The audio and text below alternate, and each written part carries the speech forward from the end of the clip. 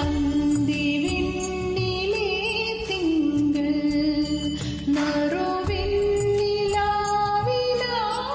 മൂടി മെല്ലെ എന്നിലെ മോഹം കണിമുല്ല മൊട്ടുകൾ ചൂടി ഒരു രുദ്രവീണ പോലെ മൗനം ആരോ തൊടാതെ തൊടുമ്പോൾ തുളുമ്പുന്ന ഗന്ധർവ സംഗീതം.